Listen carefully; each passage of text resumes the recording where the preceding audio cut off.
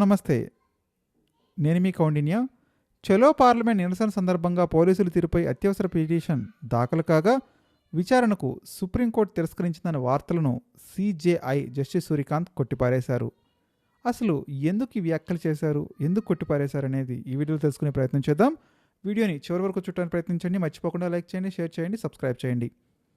చలో పార్లమెంట్ నిరసన సందర్భంగా పోలీసుల తీరుపై అత్యవసర పిటిషన్ దాఖలు కాగా విచారణకు సుప్రీంకోర్టు న్యాయమూర్తి తిరస్కరించారన్న వార్తలు మీడియాలో విస్తృతంగా వచ్చాయి. అవన్నీ తప్పుడు కథనాలని పేర్కొన్నారు సూర్యకాంత్. కాక్రోజ్ జనతా పార్టీ ఆందోళనపై అసలు పిటిషనే దాఖలు కాలేదని ఆయన చెప్పారు. గత 2 రోజులుగా మీడియా బాధ్యతారాహిత్యంగా ప్రవర్తిస్తుందని ఘాటుగా వ్యాఖ్యానించారు. అత్యవసర పిటిషన్ను సిజేఐ విచారణకు స్వీకరించలేదని తప్పుడు వార్తలు ప్రసారం చేస్తుందన్నారు.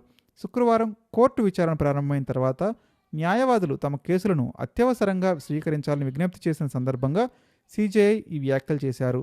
ఇవాళ ఉదయం 10 గంటల వరకు సిజేపీ ఆందోళనకు సంబంధించిన ఒక్క పిటిషన్ కూడా దాఖలు కాలేదు. ఈ అంశంపై విచారణ చేపట్టాలని ఎవరో ఒక లాయర్ మాత్రం విజ్ఞప్తి చేశారు. ఓ అభ్యర్థనను పిటిషన్గా ఎలా స్వీకరిస్తామని సిజేఐ చెప్పుకొచ్చారు. జూలై 20న సిజేపీ చేపట్టిన చలో పార్లమెంట్ ఉద్రిక్తంగా మారిన నేపథ్యంలో అత్యవసరంగా విచారణ చేపట్టాలని న్యాయవాది నరేంద్ర మిశ్రా బుధవారం సుప్రీంకోర్టును అభ్యర్థించారు. పోలీసుల దాడులకు సంబంధించి తన వద్ద వీడియోల ఆధారాలు ఉన్నాయని కూడా చెప్పారు. ఆందోళనకారుల్లో ఎక్కువ మంది విద్యార్థులే ఉన్నారని, వారి కోసమైన అత్యవసరంగా విచారణ చేపట్టాలని కోరారు. అయితే సుప్రీంకోర్టు అందుకు తిరస్కరించినట్టు వార్తలొచ్చాయి. కోర్టు సమయాన్ని వృధా చేయొద్దని, అలాగే పిటిషనర్ కూడా సమయాన్ని వృధా చేసుకోవద్దని సిజేఐ హితవు పలికినట్టు రాసుకొచ్చాయి. నిరసనకారులపై పోలీసు చర్యకు సంబంధించిన వీడియోల గురించి పిటిషన్ తరపు న్యాయవాది ప్రశ్నించగా మాకు వీడియోలు చేసే సమయం లేదని సిజేఐ అన్నట్టుగా వార్తా కథనాలు వెలువడ్డాయి. మరొక వైపు కోర్టు విచారణకు సంబంధించిన ఆడియో వీడియోలను సామాజిక మాధ్యమాల్లో పోస్ట్ చేయడంపై సుప్రీంకోర్టు నిషేధం విధించింది. ఒకవేళ పోస్ట్ చేయాలనుకుంటే సుప్రీంకోర్టు లేదా హైకోర్టు రిజిస్ట్రార్ జనరల్స్ నుంచి ముందస్తు అనుమతి తీసుకోవాలని ఆదేశించింది.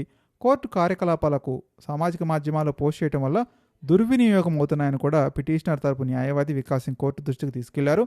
దీనికి సొలిసిటర్ జనరల్ తుషార్ మెహతా కూడా అంగీకరించారు. నియంత్రణ ఉండాల్సిన అవసరం ఉందన్నారు.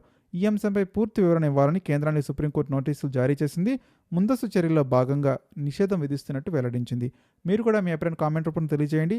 నిజంగానే సిజేఐ చెప్తున్నట్టు ఆయన ఈ వ్యాఖ్యలు చేయలేదని మీరు భావిస్తున్నారా? మర్చిపోకుండా కామెంట్ చేయడానికి ప్రయత్నించండి.